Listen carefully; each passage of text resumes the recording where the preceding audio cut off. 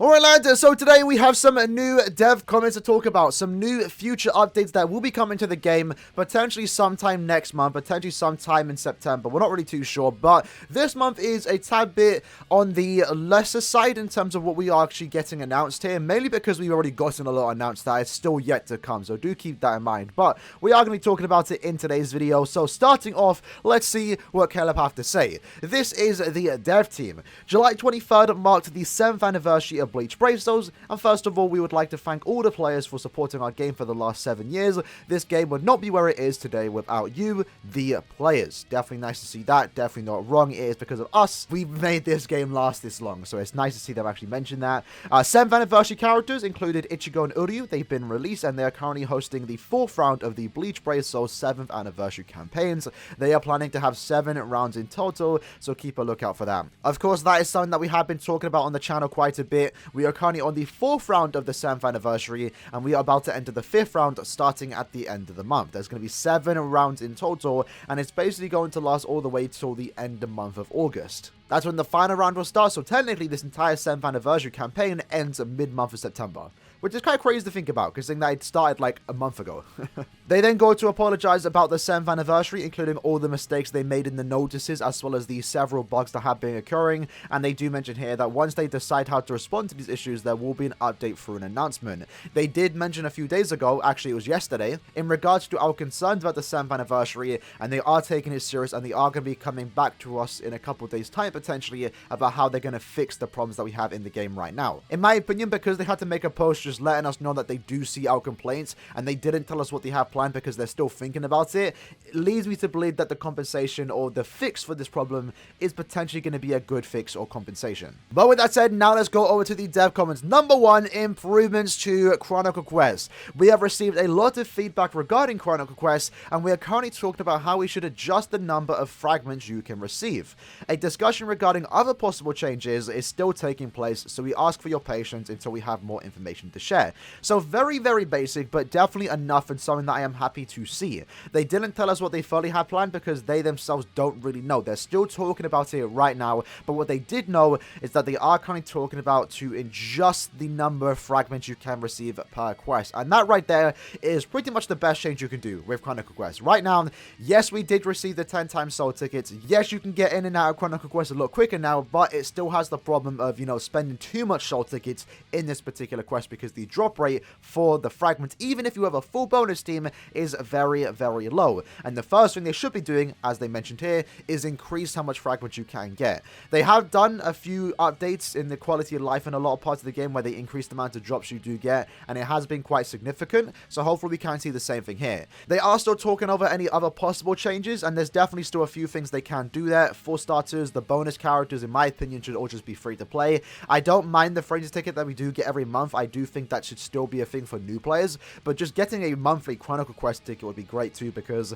at this point, they're not making money off those characters. You might as well just give them for free. Or if they also wanted to make Chronicle Quest have its own stamina system, that would also be great, as that would just allow us to, you know, farm that when we have the tickets maxed out, and then we can also focus on other parts of the game. That is something that KLAB need to keep in mind going forward into the future. I know there's a lot of people out there that say we need more content, new type of quests, and I definitely am someone that wants that, but you know, eventually we're going to have too much to do. We kind of already have that right now, where there's too much to do where we don't have enough soul tickets. So before adding more content, they kind of need to fix the current problems in the game, and also think very carefully what they have next planned for a potential new quest or game mode. In my opinion, I'm still hopeful for a new arena quest. Arena doesn't take much stamina. It's quite an optional game mode, so I would like to see arena get a new game mode every now and then. Number 2, improvements to the Ascension. We have noticed that it can be difficult to navigate the character list to find characters to raise your special move level, as well as bonus characters. Because of this, we are thinking of having characters that can increase your special move level and bonus characters show at the top of the character list. Once again, we ask for your patience before we can share further information regarding this.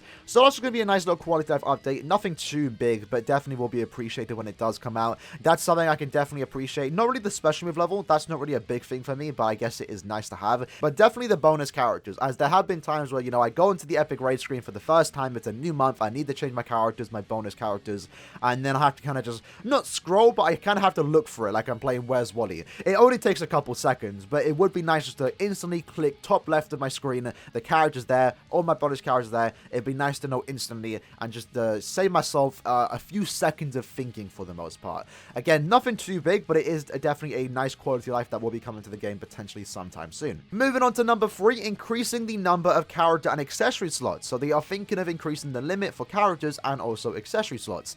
In this case, I do hope when they do increase the limit, they actually give us a few for free, just to give us a quick head start. I think they've done that in the past before, so they can definitely do it again. For me personally, I'm excited for the accessory slot, because even though I have 1,700 slots, I don't need that much, but I am a hoarder. I have a bunch of accessories that I just don't want to sell, so if I could get up to 2,000 accessory slots, I would definitely be doing that. It is going to cost you orbs to do that, but at the very least, you can do that daily. You know, do your daily quest, get those 5 orbs, and then use those 5 orbs to increase your accessory slots or your character slots when they do increase the limit. But if we can get a few extra free slots, that would definitely be nice, KLAB.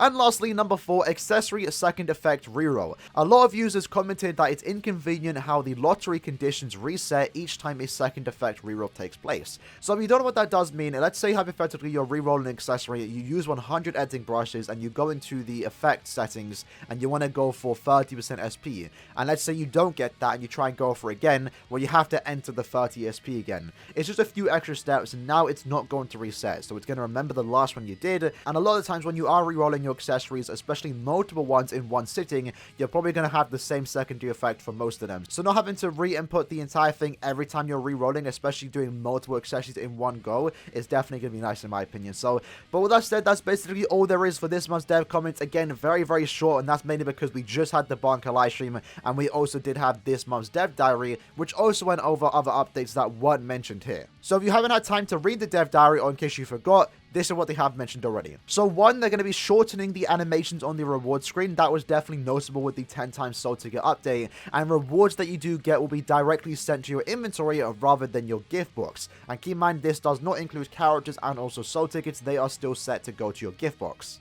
Number 2, items received from the exchange shop will also be directly sent to your inventory. No longer will be going to your gift box. Number 3, they're going to add a feature where we can recall reuse characters from previous co-op or epic raids, just to make it so we can prepare our characters a little quicker. They're going to be improving the UI once more in terms of item management, so you can see exactly how much items you do have a lot easier. And then lastly, they're adding a new reward system for veterans, where if you help new players, you can get potentially extra items. We don't know what items they can be, but there will be an exchange shop, so you will be now more encouraged to let beginners or new players into your lobbies. And also this month's dev comments, we do have a lot of things coming our way potentially in the next month, couple weeks, 2 months time. I'm not entirely too sure, but once more, just more examples of KLAB keeping up to date with that quality of life. This game has improved quite a bit in the last year when it comes to quality life. It's almost a different game for the most part. It's kind of crazy. The game's getting better. It's still getting better. And once all these quality lives are done, then I think KLAB can start focusing on giving us new and more engaging content. Because as I mentioned, new content's always going to be fun. It's definitely going to be a way to spice up the game. But if the current game itself is already, you know, not really the best, then it's only a short-time fix. This right here, these quality life changes are a long-term fix. It's going to make the game overall better for us and also potentially new players starting the game sometime in the future. With that said, the lads, that was basically the video for today. This month dev comments again on the shorter side, but overall with the things from the dev diary and also the things here, a lot of great quality of updates coming our way. In the comments below, let me know what you're most excited for. For me, I'm definitely looking forward to the veteran reward system where we can help new players, because that's going to encourage more people to play co-op. I'm going to be having a fun time playing co-op myself, helping new players, and also getting rewarded for it. So looking forward to that. I'm hoping to see some good rewards here. So with that said, hope you guys enjoyed the video. I'll see you guys next time. Peace.